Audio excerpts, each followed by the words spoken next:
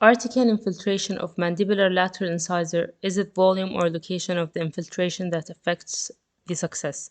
A prospective randomized crossover study by Reader et al. Group in 2023. The effectiveness of labial infiltration or labial plus lingual infiltration to achieve mandibular anterior anesthesia was reported to be less than 50%. Many factors are involved in infiltration anesthesia in anterior mandible region, such as labialingual width and cortical plate and cancellous bone density, diffusion characteristic of the local anesthetic agent, proximity of the nerve to the labialingual cortical plates, concentration and anesthetic type, minor foramina, opening of the bone in the anterior mandible, volume, and etc. Nozum et al. He studied the effect of labial infiltration versus combination of labial plus lingual infiltration using 4% articaine with 1 to 100,000 epinephrine in mandibular lateral incisor.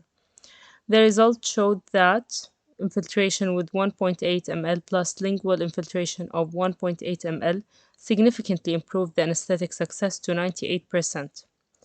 However, it remained unclear whether the increase in success was attributed to the labial and lingual deposition or the increase in the volume of anesthesia deposed. Therefore, the purpose of this study was to determine the anesthetic efficacy of labial infiltration of 3.6 ml volume of 4% articaine with 1 to 100,000 epinephrine compared to labial infiltration of 1.8 ml plus lingual infiltration of 1.8 ml of 4% articaine with 1 to 100,000 epinephrine in the mandibular lateral incisors.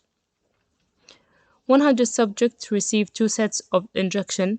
Each set was given at 2 separate appointments with at least 1 week between appointments, washout period, and administered by the same operator. Regarding random allocation, before any experimental intervention, each subject was randomly assigned to 6-digit number from a random number table representing each set of injection. The order in which the set of injection were given was to determine using randomizing number generator. So, the crossover design enabled each subject to serve as their own control.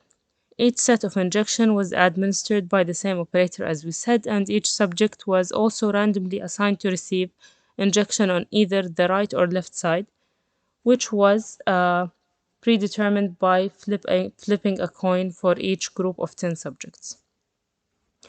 So, as we said, 100 subjects randomly received 2 sets of injection using 4% articaine with 1 to 100,000 epinephrine, consisting of labial and lingual infiltration, total of 3.6 ml, and 2 labial infiltration, also total of 3.6 ml, of the mandibular lateral incisor in 2 separate appointments, and electrical pulp testing was used to determine the anesthetic success. The results showed that labial and lingual combination exhibited a significantly higher anesthetic success rate of 97% when compared with the 2 labial infiltration, 74%, and had significantly higher 80/80 reading from 1 minute to 58 minutes. So, within the limitation of this clinical study, a combination of labial plus lingual infiltration using 3.6 ml volume of 4% articaine with 1 to 100,000 epinephrine significantly increased pulpal anesthetic success for mandibular lateral incisor when compared with labial infiltration using 3.6 ml volume of articaine. Therefore, the location of the infiltration was more important than the volume.